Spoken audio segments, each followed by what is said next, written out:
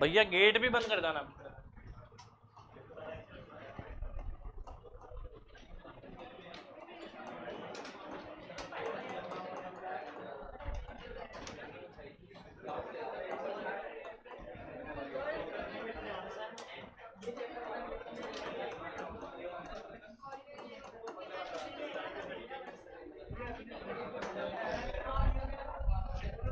हाँ भाई, approx 5 question आते हैं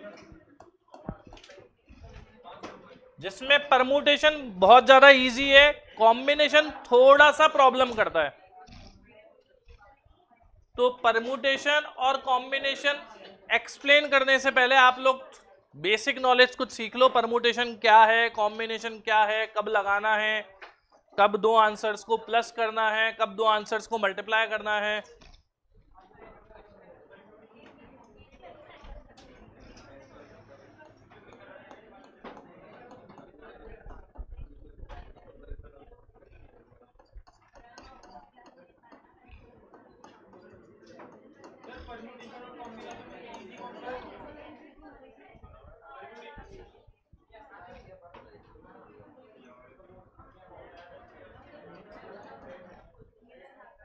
तो भाई जैसे इसने बोला आज मेरा बर्थडे है, इसी का एक एग्जांपल ले लेता हूं। मुझे चॉकलेट देके गया, मुझे लगा बर्थडे है।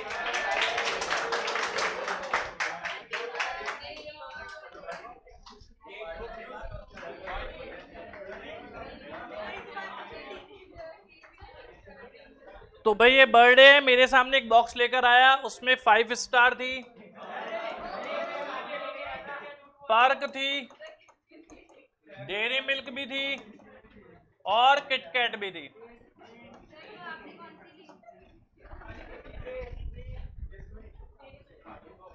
फाइव स्टार दे रखी थी 15 पीस,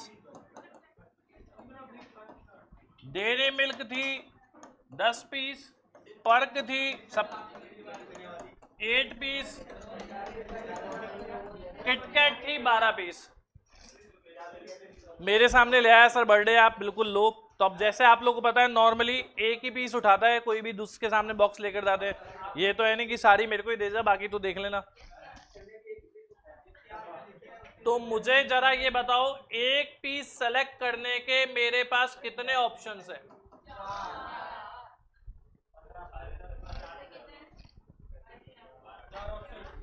4 क्यों?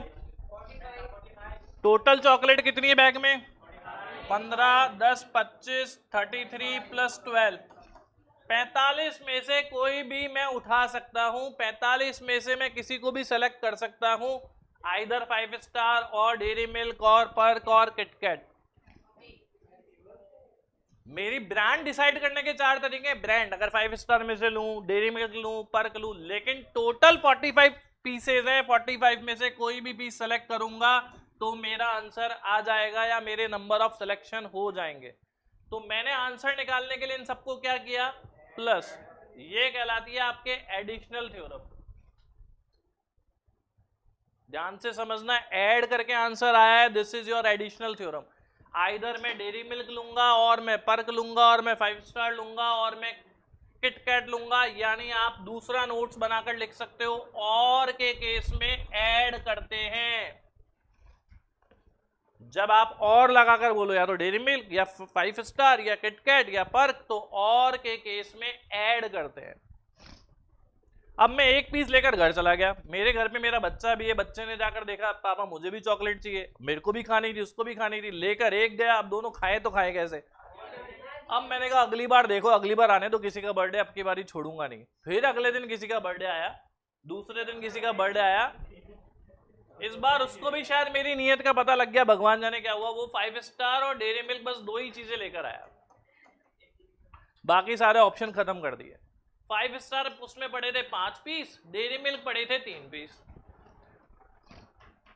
अब मैंने क्या बोला, मेरा बच्चा भी मुझसे नाराज हो गया, ना मैं खा पाऊं ना वो खा पाए, तो इस बार मैंने डिसाइड किया मैं 2 पीस लूंगा।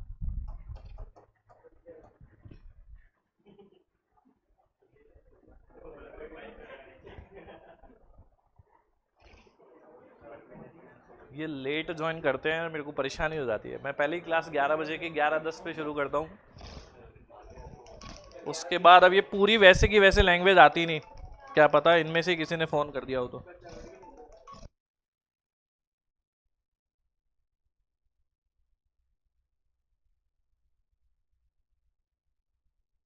ठीक है, अब की बारी 5 स्टार और डेयरी मिल्क दोनों है बॉक्स में, 5 और 3। जैसे मेरा बच्चा है, मैं हूं, इस बार मेरे को 2 पीस लेने हैं और दोनों अलग अलग कैटेगरी के लेने हैं, दोनों अलग अलग में से लेने हैं। तो मुझे पास बताओ कितने चॉइस है, कितने ऑप्शन है? नहीं, फिर गलत कर गए आप। 5 स्टार, चलो मेरे पास 5 स्टार है कितनी, मैंने नेम दे दिए इन पांचों के, A B C D E. और डेयरी मिल्क कितनी है, इनके नेम दे दिए एक्स वाई जेड। अब एक 5 स्टार लेनी है, एक डेयरी मिल्क लेनी है, 1 5 स्टार एंड 1 डेयरी मिल्क। कितने ऑप्शंस हुए? फिर गलत। एक 5 स्टार एक डेयरी मिल्क, कितने ऑप्शन हुए? नहीं। आप सुनो, मैंने 5 स्टार ए ले ली, डेयरी मिल्क के मेरे पास कितने ऑप्शन है? ये 3 बन गए। ए के साथ एक्स डेयरी मिल्क भी ले सकता हूँ, वाई भी ले सकता हूँ और जेड भी ले सकता हूँ। नहीं, वापस समझाऊं कैसे? ए 5 स्टार उसके साथ एक्स डेयरी मिल्क, एक कॉम्बिनेशन बन गया। दूसरा ए ही 5 स्टार वाई डेयरी मिल्क, दूसरा ऑप्शन बन गया। ए ही 5 स्टार जेड डेयरी मिल्क, तीसरा बन गया। इसी तरह बी 5 स्टार के साथ भी, सी के साथ भी, डी के साथ 3, एफ के साथ, इसी तरह बी के साथ लगाऊंगा फिर 3 केस बन जाएंगे, सी के साथ लगाऊंगा फिर 3 केस बन जाएंगे, डी के साथ लगाऊंगा फिर 3 केस बन जाएंगे, ई के साथ लगाऊंगा फिर 3 केस बन जाएंगे। 3 3 3 3 3 कितनी बार? यानी इस बार आंसर कब आ रहा है? जब मैंने इन 3 को इस 5 से मल्टीप्लाई करा तो मेरा आंसर आ गया 15। पिछली बार मैंने ऐड करके आंसर निकाला था, ध्यान देना, इस बार मैंने मल्टीप्लाई करके निकाला है। तो अगर आपके क्वेश्चन में इस तरह से आ जाए 1 डेयरी मिल्क एंड 1 5 स्टार, दोनों में फर्क क्या है? पिछली बार मैंने क्या वर्ड काम में लिया था? और में क्या करते हैं? अगर एंड वर्ड आ जाए तो क्या करते हैं? यही मेन थ्योरम है, एक एडिशनल थ्योरम, और आगे वाली थ्योरम को बोलते हैं मल्टीप्लिकेशन थ्योरम।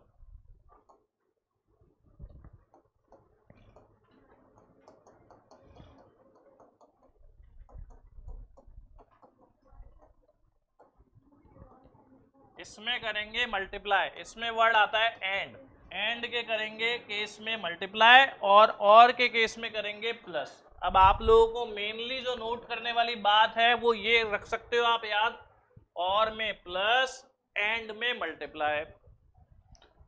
अगर और गिवन है तो प्लस करना है, अगर एंड गिवन है तो मल्टीप्लाई करना है।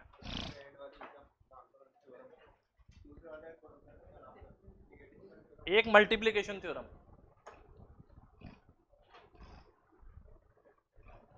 एडिशन मतलब प्लस, मल्टीप्लिकेशन मतलब मल्टीप्लाई। थ्योरम के नाम से क्वेश्चन नहीं आएगा, आपको क्वेश्चन में सोचना पड़ेगा कि प्लस कब करके आंसर आएगा और मल्टीप्लाई कब करके आंसर आएगा। और पीछे पूरा नोट करोगे, 5 स्टार डेयरी मिल्क सब।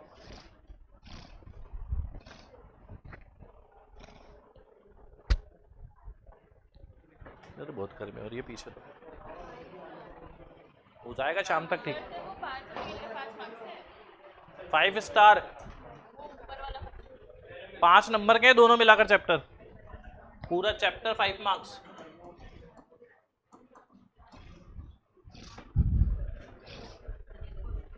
सौम्या आप प्लीज वीडियो देख लेना, दोबारा से रिपीट नहीं कर सकते। ये प्रॉब्लम बोल रहे हो क्या तन्वी आप? मैं लास्ट में 12 बजे प्रॉब्लम ले लूंगा। अच्छा आप तो आंसर बोल रहे हो 8 और 15, हाँ हाँ ठीक है। टाइम वैल्यू ऑफ मनी में तो पिछली बार रिकॉर्ड बनाया था, 22 क्वेश्चन आए थे, 15 का एवरेज मानो।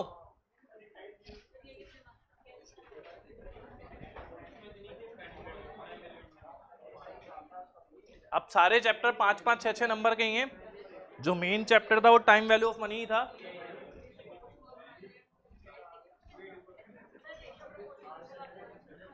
रेशियो प्रोपोर्शन से तो पिछली बार एक क्वेश्चन या तो एक आया था या 2 आए थे, आया ही नहीं था शायद।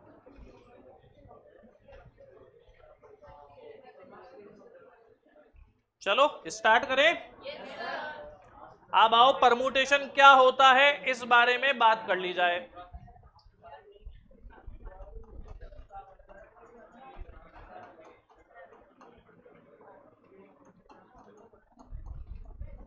परमुटेशन में अपने को बेसिकली दो काम करने हैं। एक करना है अरेंजमेंट, एक करना है आपको सिलेक्शन फिर अरेंजमेंट।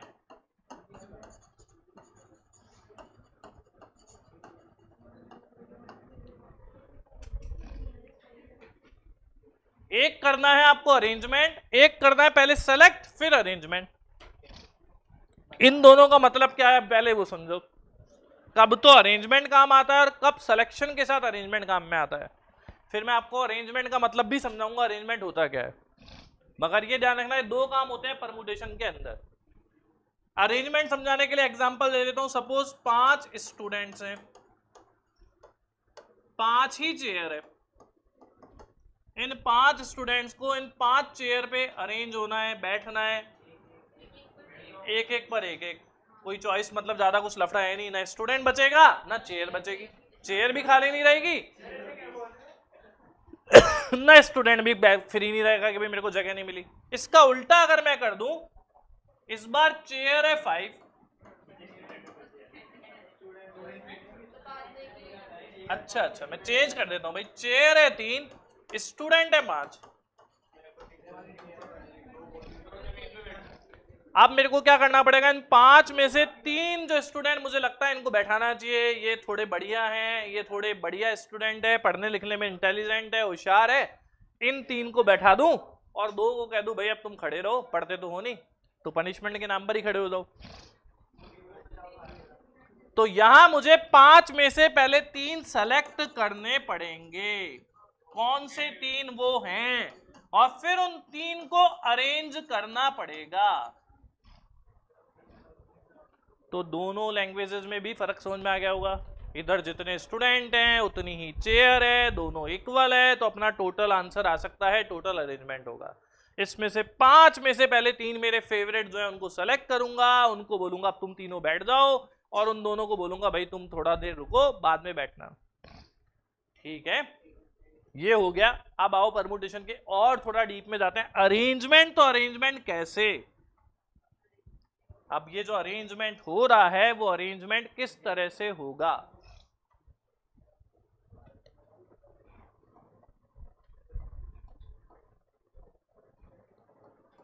तो अरेंजमेंट बताने के लिए मैं आपको वैसे ज्यादा डीप में नहीं लेके जा रहा, अभी बाद में थ्योरी लेकर जाऊंगा, पहले फॉर्मूले की बात करता हूं। टोटल आपके पास, जैसे अभी मैंने बोला था स्टूडेंट 5 है, वैसे ही मैं बोल रहा हूं टोटल आर्टिकल n है। नंबर ऑफ अरेंज, जिनको आपको बैठाना है, जिनको आपको व्यवस्थित करना है, वो r है। Number of arrange article.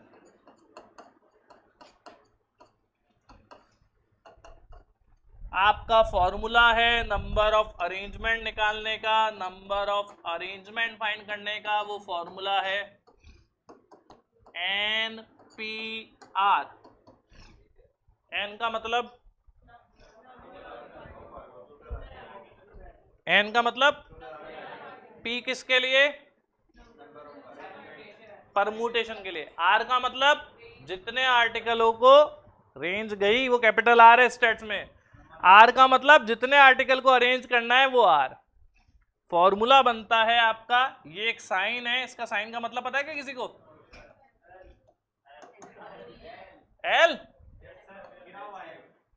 इसके 2 साइन होते हैं, इसको बोलते हैं मैथ्स की लैंग्वेज में फैक्टोरियल। क्या मतलब होता है थोड़ा अभी मैं आज ही डिस्कस करता हूं आप लोगों से, पहले आप लोग इतना नोट कर लो, फिर मैं अभी डिस्कस करता हूं आप लोगों से।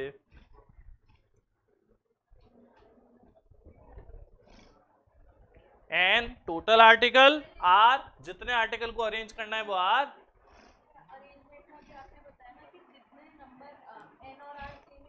क्यों, दोनों है ना परमुटेशन के पार्ट, कभी सेम होंगे कभी सेम नहीं भी होंगे।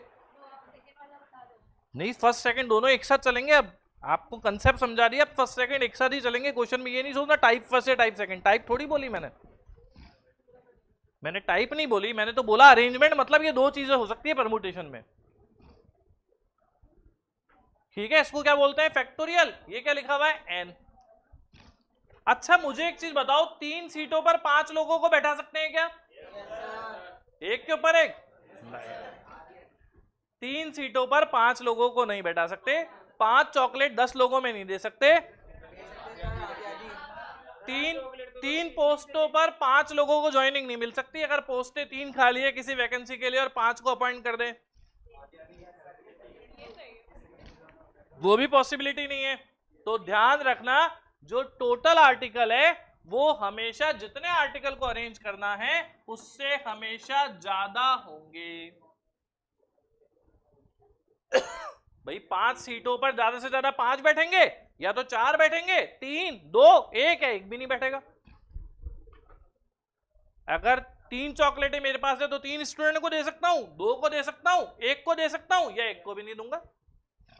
तो ध्यान रखना, टोटल जितने भी आर्टिकल हैं उनकी वैल्यू जितने आर्टिकल को अरेंज करना है उससे हमेशा ज्यादा होगी या इक्वल होगी। दूसरी इंपॉर्टेंट बात, क्या 12.25 वे से चॉकलेट बांटी जा सकती है? क्या 15.75 वे से 3 स्टूडेंट्स को किसी चेयर पर अरेंज किया जा सकता है? तो कभी भी किसी के भी क्वेश्चन का अरेंजमेंट का आंसर, ढंग से सुनना, कभी भी किसी भी क्वेश्चन के अरेंजमेंट का आंसर नेगेटिव में नहीं आएगा, पॉइंटों में नहीं आएगा। आपका आंसर जो नंबर ऑफ वेज है, नंबर ऑफ अरेंजमेंट है, वो पूरे पूरे होंगे। मतलब 10, 20, 50, 100, 500 कुछ भी हो सकते हैं। ऐसा नहीं आपने कोई क्वेश्चन सॉल्व करा आपका आंसर आ रहा है 15.25, आप बोल रहे हो सर ऑप्शन तो मिल ही नहीं रहा। 15.25 वेज नहीं होंगे सेलेक्ट करने के, अरेंज करने के, बैठाने के, ध्यान रखना। अब बाकी रह गई इस फॉर्मूले के कंसेप्ट में, पहले फैक्टोरियल क्या भला है, आओ इसके बारे में बता दूं कि फैक्टोरियल का मतलब क्या होता है, फिर वापस थोड़ा सा इस फॉर्मूले पर आऊंगा कैसे यूज में आएगा। पहले ये तो समझ में आया, ये जो लग रहे हैं डंडे, एल जो लग रहा है, एल का मतलब क्या है।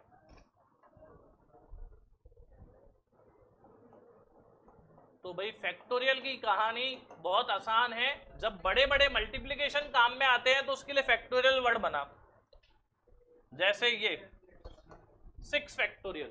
इसकी वैल्यू निकालने का तरीका बहुत सिंपल है, 6 into 5 into 4 into 3 into 2 into 1। Zero नहीं भाई, सब जीरो हो जाएगा। लास्ट 1 पर जाके रुक जाना, वरना हर किसी क्वेश्चन का आंसर जीरो ही आएगा। तो वैल्यू समझ में आ गई फैक्टोरियल 6 की? कोई दिक्कत? अगर फैक्टोरियल 3 की निकालनी हो तो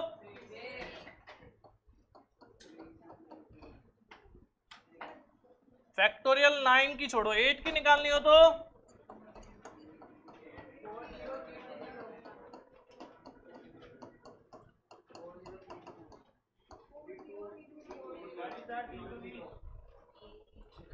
अगर आपको कैलकुलेशन फास्ट करनी है तो वैसे तो प्रैक्टिस से याद हो ही जाएंगी, अगर याद नहीं होती तो कोई बात नहीं, कैलकुलेटर अलाउ है, कैलकुलेटर पे कैलकुलेशन हो जाएगी। अब इसमें कुछ एक्सेप्शनल रूल है, जैसे फैक्टोरियल 2 तो क्या होगा, 2 इंटू 1 2। फैक्टोरियल 1 क्या होगा, 1 ही होगा, ठीक है 1। फैक्टोरियल 0 की वैल्यू भी 1 ही होती है, ये याद रख लेना, रिमेंबर इट, गलती मत करना सर 0 की वैल्यू 0 लिख दी, आंसर नहीं आ रहा, ऐसा मैं नहीं सुनना चाहूंगा कभी।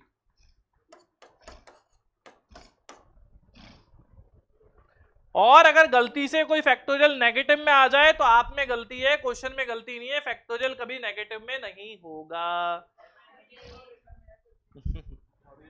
आपके सॉल्यूशन में गलती है, तो फैक्टोरियल कभी नेगेटिव में नहीं आएगा, ये चीज भी ध्यान रख लेना। तो अगर बोर्ड पे से कुछ नोट करना है तो कर लो, फिर मैं और फैक्टोरियल में ही थोड़ा आगे चलता हूं इसके बारे में। इसीलिए क्योंकि नंबर ऑफ वेज 0 हो नहीं सकते, वेज है ना, वेज या तो 1 हो गए, 1 से ज्यादा होंगे, 0 क्या वेज हुए। सिलेक्शन 0 का कर सकते हो आप, लेकिन वेज तो भी 1 है। इसलिए फैक्टोरियल 0 1 होगा। इजी है, बहुत इजी है परमुटेशन, आराम से इजीली सॉल्व करो, कोई दिक्कत नहीं है। थोड़ी बहुत 20% प्रॉब्लम कॉम्बिनेशन में आएगी।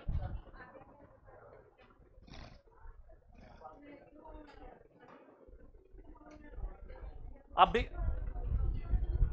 नहीं, अब बुद्धिया मेरे को कोई डेरिवेशन का ध्यान नहीं हो, फिर बहुत ज्यादा डीप में जाना पड़ेगा। आप लोगों ने 12 में पढ़ा होगा, अपने फाउंडेशन में डेरिवेशन चलते भी नहीं है।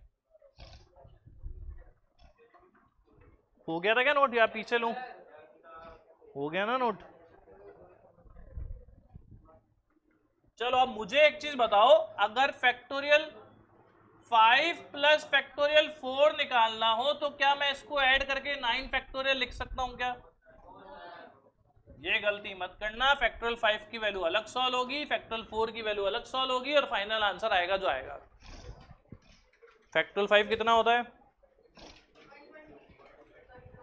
5 4 3 2, और फैक्टोरियल 4 तो ये 144 हो गया। हो गया क्या? अब कई बार स्टूडेंटों को दिक्कत ऐसे भी आती है, जैसे ऊपर फैक्टोरियल 8 लिख रहा है, नीचे फैक्टोरियल 4 लिख रहा है, तो क्या 8 से 4 कट जाएगा क्या? 4 टू द 8? ना तो फैक्टोरियल से फैक्टोरियल कभी कैंसिल होता है, ना ऊपर वाले 4 से नीचे वाला 8 कैंसिल होता है। आप इसको काट कर ना तो 2 लिख सकते हो, ना ही फैक्टोरियल 2 लिख सकते हो, दोनों ही कंडीशन में आप रॉन्ग हो। अब इसको सॉल्व करने के दो मेथड बनते हैं, एक तो फैक्टोरियल 8 की कैलकुलेटर पे वैल्यू निकाल लो, फैक्टोरियल 4 की भी कैलकुलेटर पे वैल्यू निकाल लो, और फिर दोनों का डिवाइड दे दो। ठीक है, आप लोगों ने बहुत होशियारी दिखाई, बहुत समझदारी से इसका आंसर 1680 निकाल लिया। अब लोचा कब होता है? जब ऊपर फैक्टोरियल की बड़ी वैल्यू हो और आपका कैलकुलेटर फेल हो जाए। अब कैलकुलेटर फ्लॉप हो गया, 30 29 28 27 25 26 20 तक पहुंचोगे, कट जाएगा, आप फंस जाओगे, कैलकुलेटर पे वैल्यू नहीं आएगी। अब चलते हैं अपन स्मार्ट वर्क पे। जरा टेक्निकली सोचो, ऊपर फैक्टोरियल 30 को तोड़ेंगे तो क्या आएगा? 30 29 28 27 26 25 24 23 22 21 20 19 18 17 18 19 21 10 9 8 7 6 5 4 3 2 1। नीचे वाले 28 को तोड़ोगे तो भी तो यही सारी वैल्यूज आ रही हैं। तो ये जो है ना, ये इतना तोड़ने का काम वहीं तक करना है जब तक नीचे वाली वैल्यू नहीं आ जाती। क्या मतलब? 30 एक कम करा 29, फिर जो आएगा 28 से 1 तक उसको सीधे लिख दो फैक्टोरियल 28। ये कट गया और ये आपका सिंपली आंसर आ गया 870। ध्यान रखना।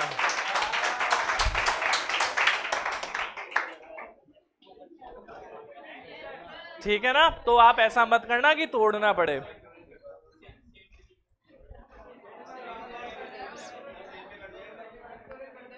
पूरी डिजिट सेम है, ऊपर से नीचे पूरा सेम टू सेम, जरा सा भी दाया बाया कुछ चेंज नहीं। ठीक है भाई, इसी बात पर एक और कैलकुलेशन आपको लास्ट दे रहा हूं, फिर एक रूल बता दूंगा और अपने अरेंजमेंट पर चलते हैं। थोड़ा ढंग से कैलकुलेट करना, जल्दबाजी मत करना। यहां दो दिमाग लगाने, एक नहीं, मतलब डबल माइंड लगेगा। 1 नहीं आएगा। आपने तो ट्रिपल टाइम माइंड लगा लिया, मैंने 2 बोले थे।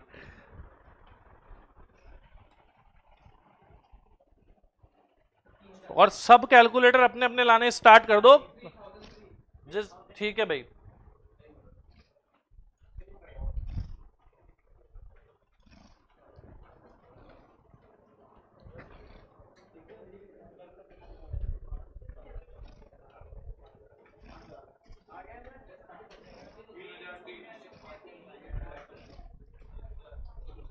आ गया क्या?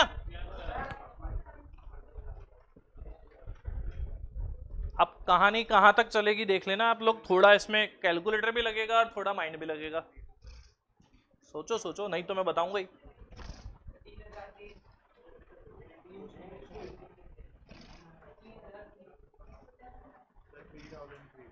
आपका भी है क्या? नहीं नहीं, बढ़िया है, आप इनके साथ बैठ जाते हो। एक तो अगर किसी कोई सब्जेक्ट वीक है, अगर वो इंटेलिजेंट के साथ बैठेगा तो 20% तो उसी की वजह से इंप्रूव हो जाएगा।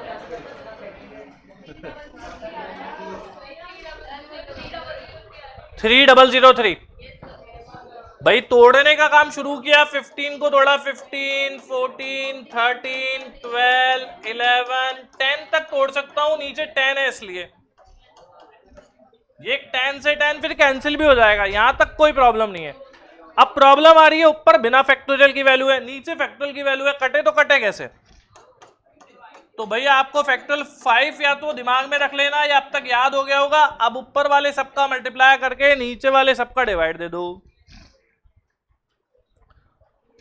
ऊपर 15, 14, 13, 12, 11 का मल्टीप्लाई कर लो और फैक्टोरियल 5 तो याद हो गया होगा, वैसे 120 होता है तो डायरेक्ट 120 का डिवाइड दे दो ऊपर सबको मल्टीप्लाई करके।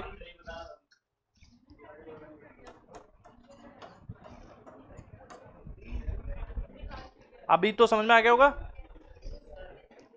चलें अब आगे, अब आओ वापस फॉर्मूले पर आता हूं, फॉर्मूले की बात करता हूं। हाँ 3003 है भाई, ऑनलाइन वालों जिस जिसका आ गया ठीक है, नहीं आया देख लेना। फैक्टोरियल 5 120 होगा, 120 का डिवाइड लगेगा तो आंसर आ जाएगा 3003। कुछ नोट करना है बोर्ड पे से चलूं आगे?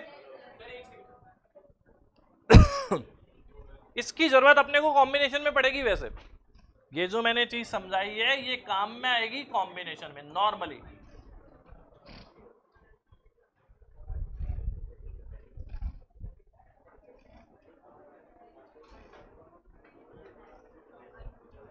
चलते हैं अपन फॉर्मूले पर। मैंने आप लोगों को फॉर्मूला लिखाया था परमुटेशन का, NPR, n का factorial upon n minus r का फैक्टोरियल, जहां n का मतलब था टोटल आर्टिकल जितने दे रखे हैं, r का मतलब था जितनों को अरेंज करना है। जैसे 5 सीट पर 3 लोगों को बैठाना है तो n5 r3, n5 r3। तो अब आओ इस फॉर्मूले में वैल्यू कैसे निकालते हैं इस बारे में बात करें। सपोज जैसे अपने को निकालनी है 10p7 की वैल्यू, 7 की जगह कर देता हूं 3, चलो 10p3 की वैल्यू। अब n की जगह तो रहेगा 10, r की जगह रहेगा 3, तो n का फैक्टोरियल मतलब 10 का फैक्टोरियल। 10 में से 3 माइनस करा तो 7 का फैक्टोरियल। पहला स्टेप समझ में आ गया, 7 समझ में आ गया क्यों आया, 10 समझ में आया क्यों आया, दोनों चीजें क्लियर है। अब ऊपर वाले को जब तक तोड़ूंगा जब तक नीचे वाली वैल्यू नहीं आ जाती। ये फैक्टोरियल 7 से फैक्टोरियल 7 कैंसिल, 720 आपका आंसर हो गया। एक और वैल्यू लेते हैं,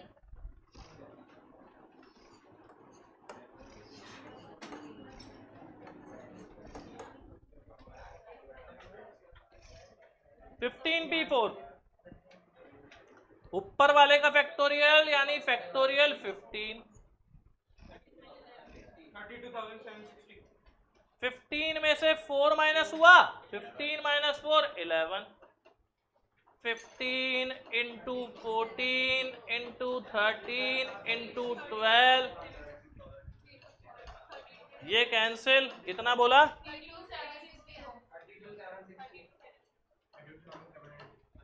अब आओ इससे भी बाहर निकलने का शॉर्टकट मेथड बताता हूं, इतना भी ना करना पड़े और डायरेक्ट परमुटेशन की वैल्यू आ जाए, वो इजी मेथड, फॉर्मूला भी नहीं लगाना पड़े, फॉर्मूले से भी बच जाए, ये फालतू फैक्टोरियल का नाटक भी खत्म हो जाए और अपना डायरेक्ट आंसर आ जाए। देखना आप ढंग से, अब आपको इजी मेथड बता रहा हूं। सबसे पहला 10p3 की वैल्यू निकालने का ये तरीका था, नीचे कितना लिख रहा है, यहां पर आंसर किन किन वैल्यूज को मल्टीप्लाई करने पर आया, कौन कौन सी को, ठीक है। यहां नीचे कितना लिख रहा है, यहां पर आंसर किन वैल्यूज को मल्टीप्लाई करने पर आया, कौन कौन सी।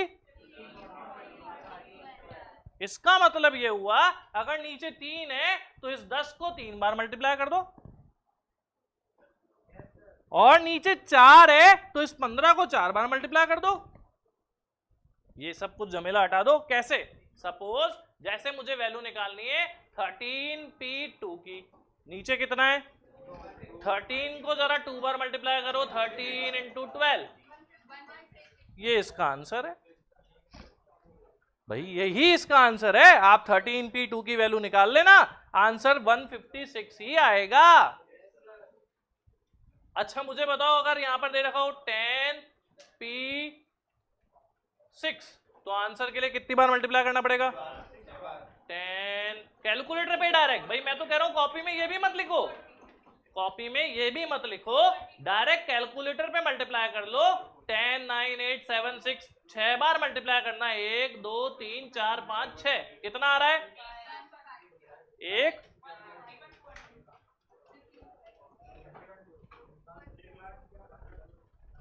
क्या आप लोगों को शॉर्टकट समझ में आ गया? दिमाग में रहेगा, भूलोगे तो नहीं?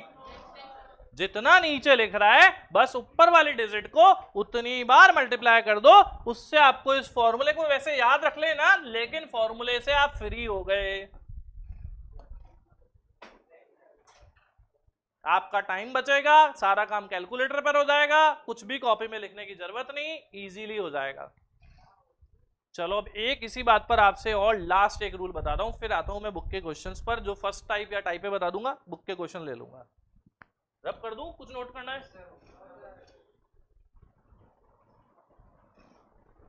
अब मुझे ये बताओ, अगर ऊपर भी 5 हो नीचे भी 5 हो तो कितनी बार मल्टीप्लाई करूंगा? 5 को 4 1 मतलब 5 बार करूंगा तो क्या आएगा? 5 4 3 2 1। तो 5 4 3 2 1 का मतलब तो यही हो गया, 5 4 3 2 1 का मतलब तो फैक्टोरियल 5 ही हो गया ना। यही तो होता है फैक्टोरियल 5 का मतलब। यानी अपन ये कह सकते हैं, अगर ऊपर की वैल्यू और नीचे की वैल्यू सेम है तो आपके डायरेक्ट फैक्टोरियल आ जाएगा उस वैल्यू का। नहीं आएगा क्या? जरा सोचो, 4p4 का मतलब क्या होता है? 4 3 2 1, 4 बार 4p4, तो इसका मतलब फैक्टोरियल 4 ही तो हुआ। तो आपका बस एक नेक्स्ट रूल एक तो ये बनता है कि n का मतलब होता है फैक्टोरियल n। अगर ऊपर की नीचे की वैल्यू सेम हो तो आप डायरेक्ट उस नंबर का फैक्टोरियल लिख सकते हो।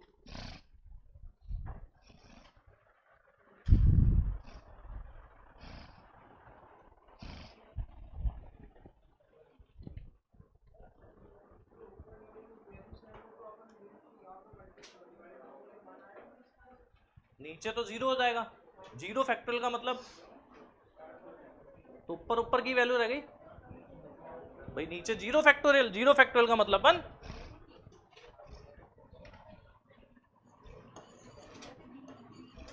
एक और इंपॉर्टेंट रूल, जरा मुझे बताओ 10p3 की वैल्यू निकालने के लिए मैंने क्या बोला था? 10 को कितनी बार मल्टीप्लाई करना है? क्योंकि नीचे 3 है। 15p4 की वैल्यू निकालने के लिए 15 को कितनी बार मल्टीप्लाई करना है? क्योंकि नीचे 4 है। 13p2 की वैल्यू निकालने के लिए 13 को, क्योंकि नीचे 2 है। 13p6 की वैल्यू निकालने के लिए, क्योंकि नीचे 6। तो किसी भी फैक्टोरियल की वैल्यू निकालने के लिए जितना नीचे है उतने ही तो उसके फैक्टर हो रहे हैं, उतनी बार ही तो मल्टीप्लाई हो रहा है। नीचे 4 तो 4 फैक्टर हुए, नीचे 2 तो 2 फैक्टर हुए, नीचे 6 तो 6 फैक्टर हुए। अगर नीचे r हो तो कितने फैक्टर होंगे? याद रखना, एनपीआर में नंबर ऑफ फैक्टर r होते हैं। आपका एक थ्योरी का क्वेश्चन दे रखा है बुक में, उसमें गलत मत कर देना कि एनपीआर के नंबर ऑफ फैक्टर r होंगे। ठीक है, बस खत्म करो, अब आ जाओ बुक के क्वेश्चंस पर। क्या पहले टाइप बता दूं कितनी टाइप है इसमें?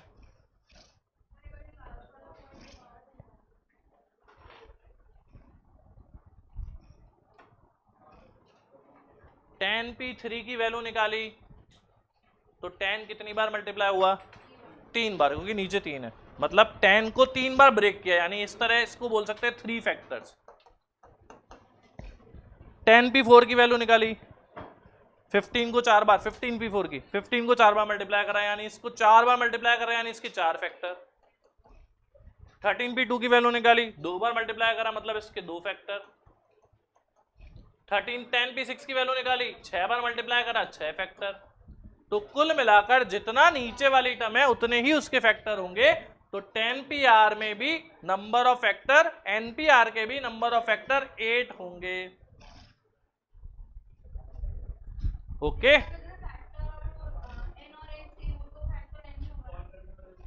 npn होगा तो n फैक्टर होंगे। अपने को तो r देखना है, जितना r उतने फैक्टर। अब आओ परम्यूटेशन की टाइप्स के बारे में बात करो।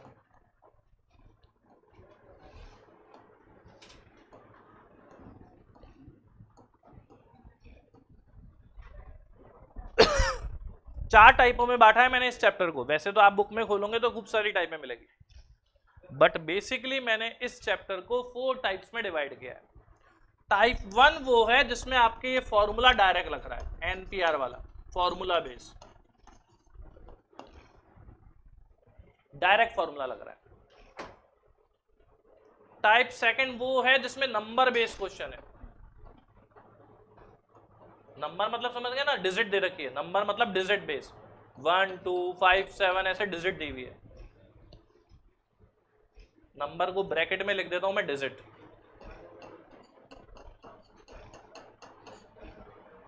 टाइप 3 वो है जिसमें अल्फाबेट दे रखे हैं। अल्फाबेट मतलब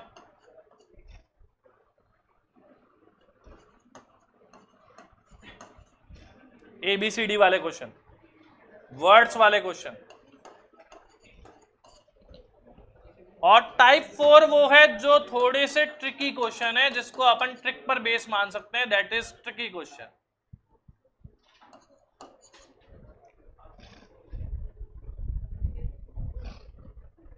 इस तरह से 4 टाइपें हो गई इसकी।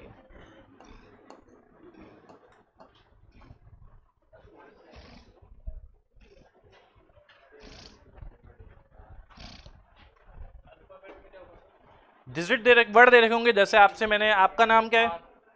मनीष। मैंने बोला मनीष चाहे बताओ टोटल कितने वर्ड बना सकते हो, चाहे मीनिंगफुल हो चाहे बिना मीनिंग के हो। मनीष के लेटर को यूज में लो और बनाओ वर्ड। MAN की जगह NAMISH एक वर्ड बन गया। H पहले ले आया, बाकी पूरे लेटर सेम रखे, एक वर्ड बन गया। S बीच में आया, फिर बाकी सारे लेटर सेम रखे, फिर एक वर्ड बन गया। ऐसे how many words can you make, वैसा क्वेश्चन। तो वर्ड्स वाले इस तरह के 4 टाइप हैं, जिसमें से मैं कहूंगा कि first second third type easy है। 4th टाइप में 1-2 क्वेश्चन होंगे जो आपको थोड़ा प्रॉब्लम कर सकते हैं, जो आपको परेशान करेंगे। वो हरदम करते हैं, हर चैप्टर में करते हैं, इसलिए मस्त रहो। परम्यूटेशन बहुत इजी है, कंसेप्चुअल है, आप लोग उतार लो। फिर मैं आपको फर्स्ट टाइप पर लेता हूं।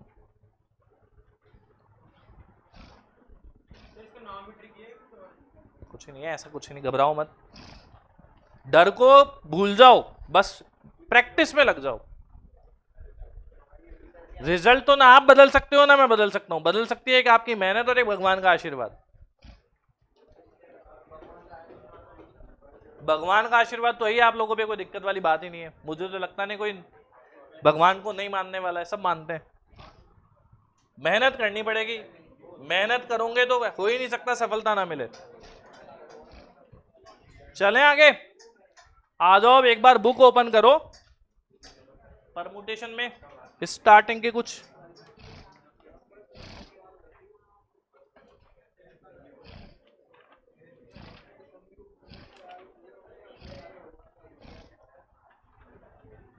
तो परम्यूटेशन में वैसे मैंने जो फर्स्ट वर्ड बताया था आपको, एनपीआर बताया था ना।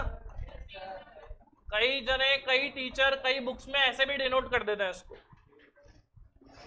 पीएनआर।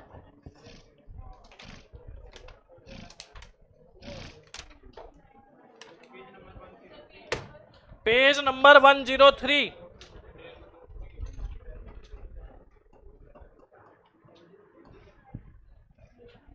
देखो मैं आपको नोट करा देता हूं। वैसे टाइप फर्स्ट के क्वेश्चन 1 से 16 तक है। जो टाइप 1 है उसके क्वेश्चन है 1 to 16। फर्स्ट वाला क्वेश्चन पढ़ो। 4p3 की वैल्यू निकाल सकते हो क्या आप लोग?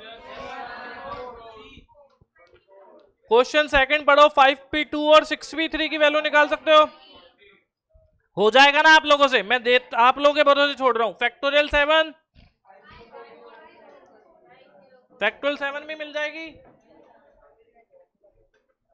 नेक्स्ट है फैक्टोरियल 0, वो भी मिल जाएगी। अब मुझे बताओ एनपीआर का आंसर हमेशा क्या आता है? प्लस में आता है ना। एनपीआर का आंसर हमेशा प्लस में आता है।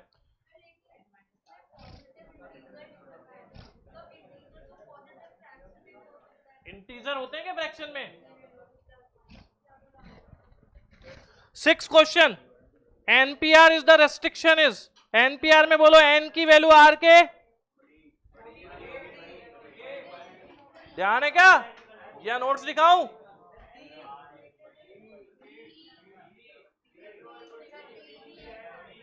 कहां गए अपने नोट्स? ये रहा। एनपीआर में N is always greater than equals to R. मिल गया क्या? 5 सीटों पर ज्यादा से ज्यादा 5 को बैठा सकते हो या 5 से कम 4, 3, 2 और 1। 7 क्वेश्चन, एनपीआर में फैक्टर कितने होते हैं? एनपीआर के नंबर ऑफ फैक्टर, ध्यान आ गया क्या यार? या फिर दिखाऊं बोर्ड पर?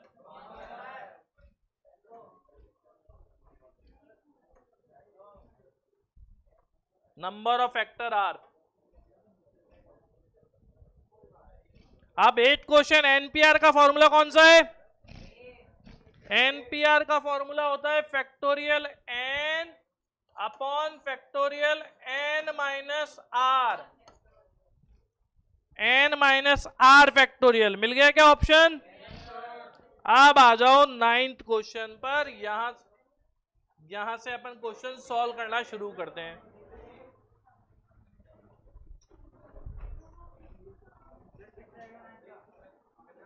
सॉल्व करा है आपने? NP4 is equal to 12 into NP3 2। आपको वैल्यू बतानी है n की। भाई मैं तो फॉर्मूला लगाने के इच्छुक बिल्कुल नहीं हूं, मैं तो करूंगा क्वेश्चन को सॉल्व किससे? ऑप्शन। अब मुझे बताओ, पहला ऑप्शन है -1, क्या n number of article, number of chair, number of student, number of chocolates minus में हो सकती है? तो -1 तो पॉसिबल, तो बच गया कौन सा ऑप्शन? Second option. n कितना है सेकंड ऑप्शन में? 6 रख के सॉल्व करके देख लूं। 6p4 की वैल्यू बताओ कितनी होती है? 6p4 की वैल्यू 360। 6p2 की वैल्यू देखो, क्या 12 इंटू 30 360 के इक्वल है? तो सही है क्या बी ऑप्शन? इसी तरह आपको 10th क्वेश्चन ऑप्शन से करना है, 11th भी ऑप्शन से करना है, 12th भी करना है, 13 भी करना है, 14 भी करना है और 15 भी करना है। एक और मैं करा देता हूं, मैं कराता हूं क्वेश्चन नंबर 14 कर लेते हैं अपन। Question number 14 with option 4 time of NP3 is equals to 5 time of n-1 P3। 4 time of NP3 is equals to 5 time of n-1 P3। The value of n is, n की value आपको बतानी है। बोलो भाई option number 1 क्या है? Put कर दे। 4 into 12 P3, 5 into यहाँ पर 12 रखूंगा तो 12 माइनस 1 11 P3। उठाओ जरा कैलकुलेटर, 12 P3 की वैल्यू कैलकुलेटर पे निकल जाएगी। 5 4 से मल्टीप्लाई भी कर दिया? हाँ इंटू 4 करो ना। 5280। इधर 11 P3 की वैल्यू निकालो, 5 से मल्टीप्लाई करो, इक्वल नहीं आ रहा, तो पहला ऑप्शन सही। चलो दूसरे पर, दूसरा बी ले लूं option 13, 4 into 13p3, 5 into 13 minus 1, 12p3, 4 से मल्टीप्लाई भी कर दिया, 12p3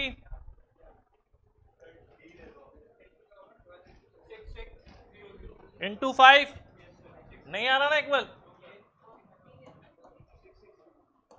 सी ले लो भाई, ये लोग कह रहे हैं सी, तो सी से आ ही जाएगा। अब आप लोग खुद ट्राई करके देखो आ रहा है क्या, डी से आ रहा है, तो फिर डायरेक्ट 15 लो, टाइम मत बिगाड़ो, अब 15 ही ले लो डायरेक्ट। फिर 15p3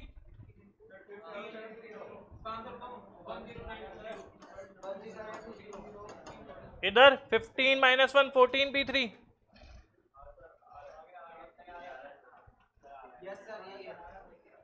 इंटू 5,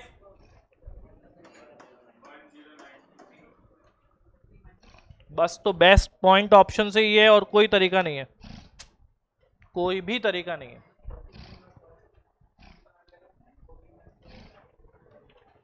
ठीक है क्या, पक्का? तो आओ अब जाते जाते एक थोड़ा सा स्टैंडर्ड वाला क्वेश्चन कराता हूं आप लोगों को। क्वेश्चन नंबर 34 निकालकर एक बार पढ़ लो।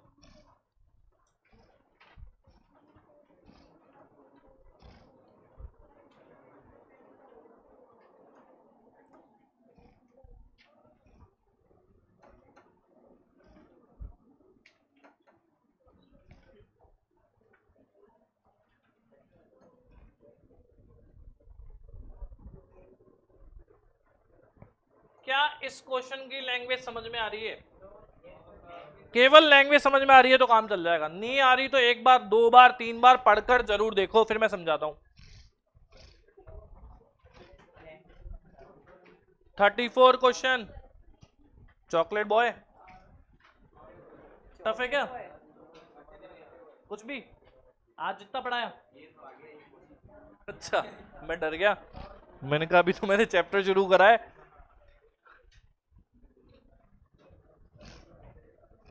हाँ भाई, क्वेश्चन की language, in A group of boys, ये अपने ग्रुप ऑफ बॉयज हैं, इनमें से, ढंग से सुनना क्वेश्चन क्या है, इन ग्रुप ऑफ बॉयज में से the number of arrangement of 4 boys, 4 boys को अगर मैं चेयर पर बैठा हूं उसका आंसर, 4 बॉयज को मैं चेयर पर बैठा हूं उसका आंसर 12 टाइम है।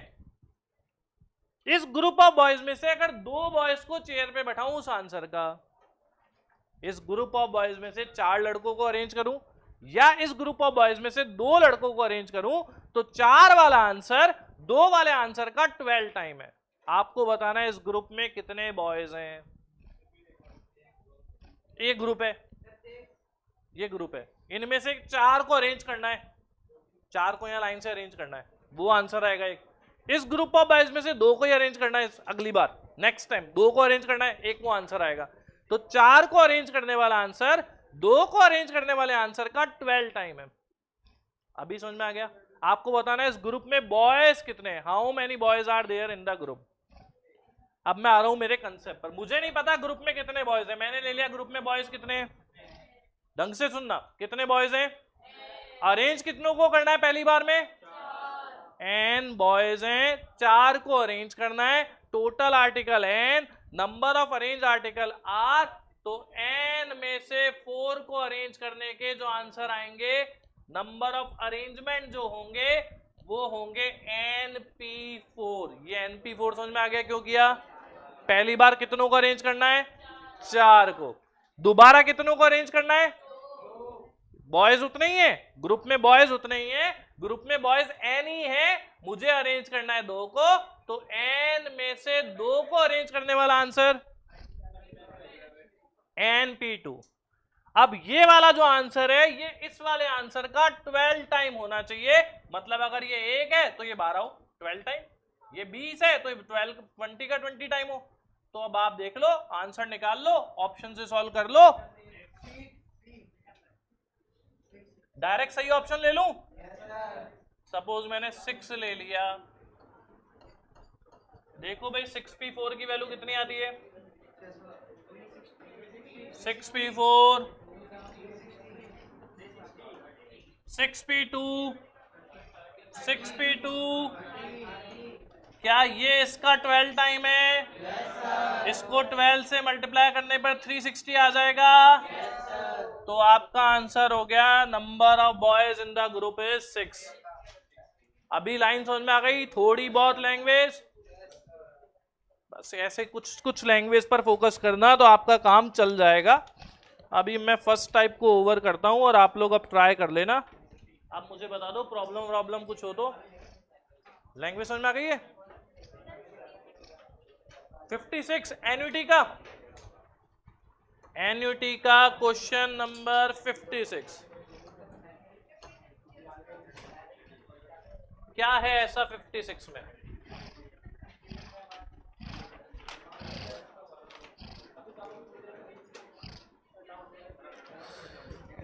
If the cost of a capital be 12% per annum, then net present value from the given cash flow is।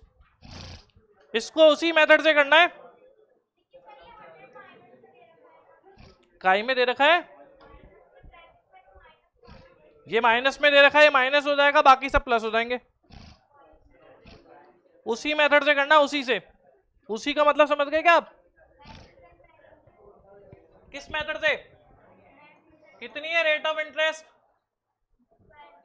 तो 60/1 + 12%। दूसरी वाली कितनी है? 40/1 + 12% का होल स्क्वायर। तीसरी वाली कितनी है? जरा इसकी वैल्यू निकालो कितनी आ रही है।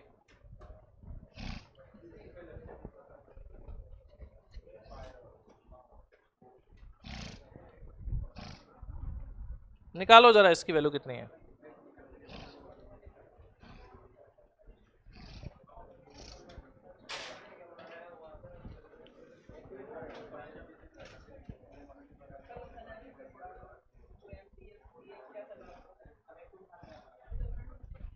निकालो निकालो, किसको ही तो निकालो, या मैं ही निकालूं?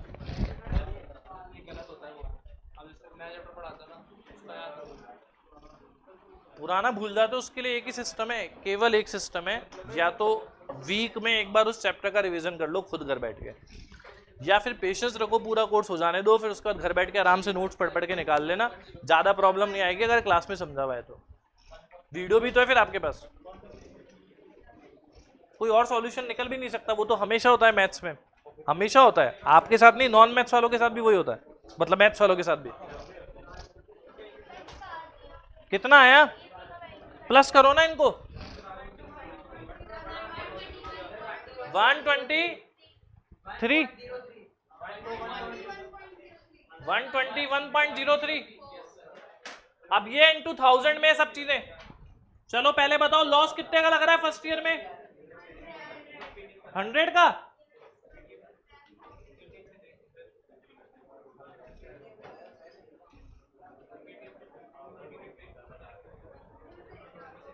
कितने का लग रहा है?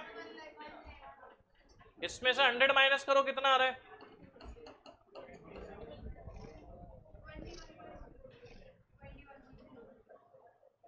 और ऑप्शन मिल नहीं रहे इससे। ठीक है, एक छोटा सा काम करो फिर, वेट करो, ये करो, ये अब सही है। ये निकालो, अब वैसे मत निकालो, ऐसे निकालो। पहले वाली कैलकुलेशन सही थी ना आपकी? मैं ही करता हूँ, रुको।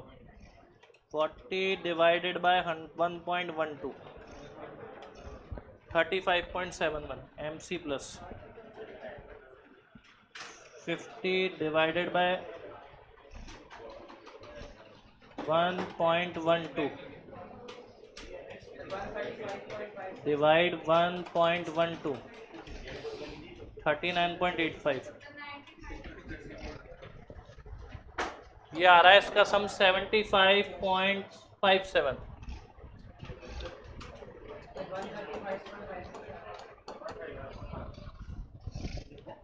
और फिर इसमें से 100 माइनस कर दोगे। ऑप्शन कौन सा सही है इसका 56 का?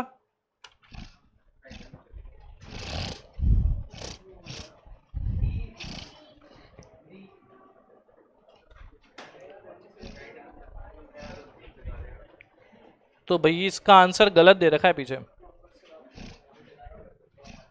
पहले वाला कंसेप्ट सही था, ज्यादा क्लोज आंसर यही आ रहा था, 25,000 आ रहा था ना पहले वाला। बस तो वही आंसर सही है, बुक में गलत दे रखा है, मैं यही देख रहा था।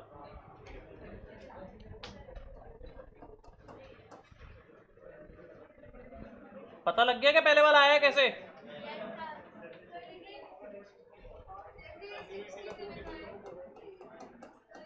एक मिनट अब बोलो आप क्या कह रहे हो।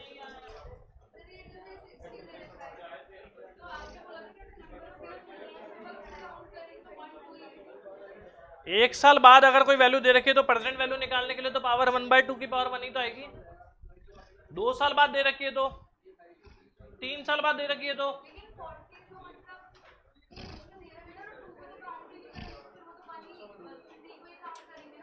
कौन से 2 को काउंट नहीं करेंगे?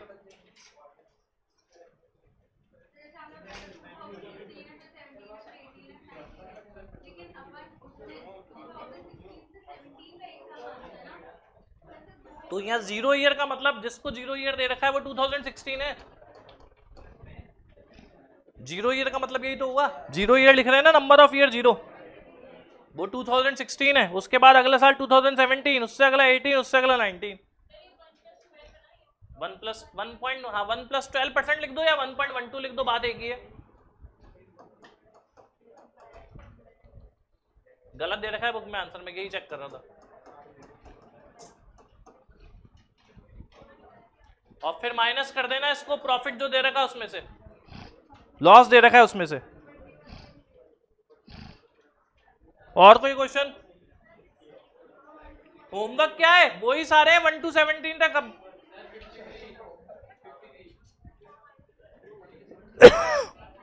a loan of 1,02,000 is to be paid back in 2 equal annual installment if the rate of interest is 4% per annum compounded annually.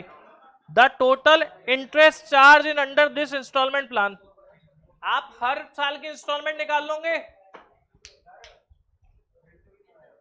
अच्छा नहीं हुआ तो मुझे बताओ, ये 1,02,000 का जो लोन है प्रेजेंट वैल्यू है फ्यूचर वैल्यू है? Present value.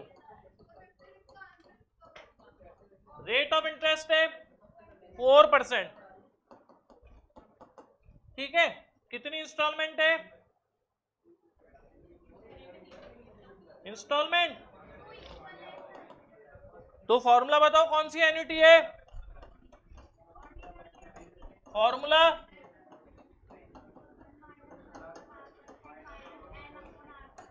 इसमें वैल्यू पुट करके आई की वैल्यू निकाल कर बताओ कितनी आ रही है। निकालो तो सही। राउंड ऑफ में ज्यादा पास यही ऑप्शन है, इसलिए कोई ऑप्शन नहीं। 25,000 आ रहा है, 24,000 की जगह।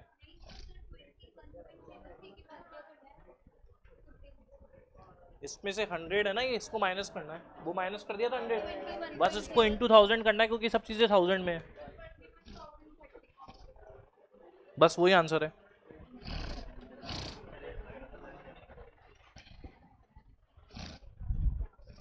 निकालो पेमेंट इन इंस्टॉलमेंट, फटाफट निकालो। कितना टाइम लगा दिया?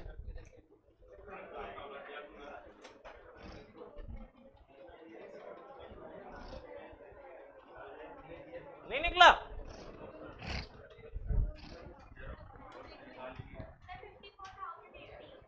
54,080 पक्का?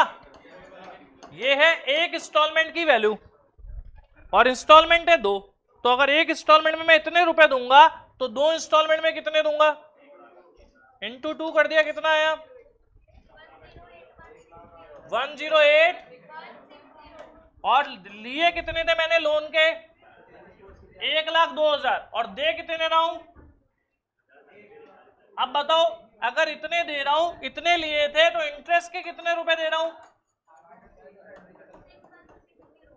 इसमें से इसको माइनस कर दो, आ गया क्या आंसर? 6160। भाई आपको कंसेप्ट समझ में आ गया? कल करा था, नहीं हुआ, आज हो गया।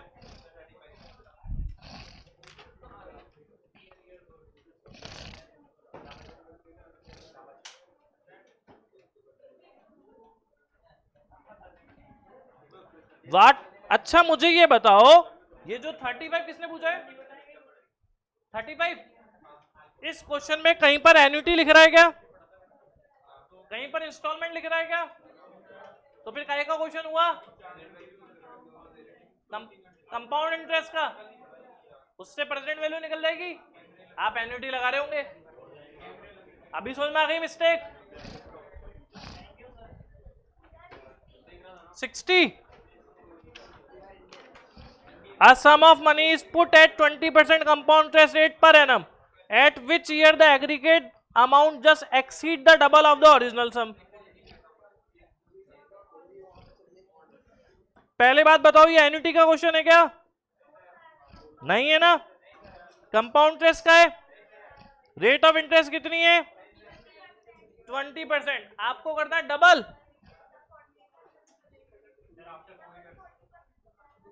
नहीं नहीं नहीं नहीं, उससे नहीं, आप हिंदी मीडियम से आप लाइन का मतलब नहीं समझे।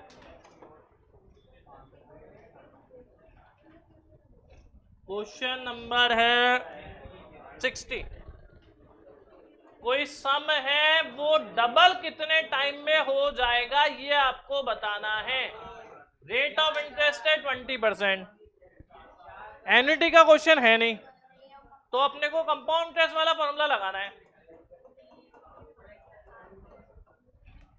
ना ये दिया हुआ है ना ये दिया हुआ है, बस ये दे रखा है। तो जब ये दोनों तीनों चीजें गायब होती है तो अपन क्या करते थे? प्रिंसिपल को डबल हो जाना चाहिए, कितना हो जाएगा? रेट कितनी है? एन निकालना है, या तो ऑप्शन से देख देख के पुट करके चेक कर लो, और ऑप्शन से नहीं करो तो कैलकुलेटर पे 1 + 20% + 20% + 20% करते जाओ, देख लो 2 से बड़ी वैल्यू कितने साल में आ रही है, वो आंसर है। कैलकुलेटर पे 1 + 20% + 20% + 20% करते जाओ, देख लो आपके 2 से बड़ी वैल्यू कितने साल में आ रही है, वो आंसर है।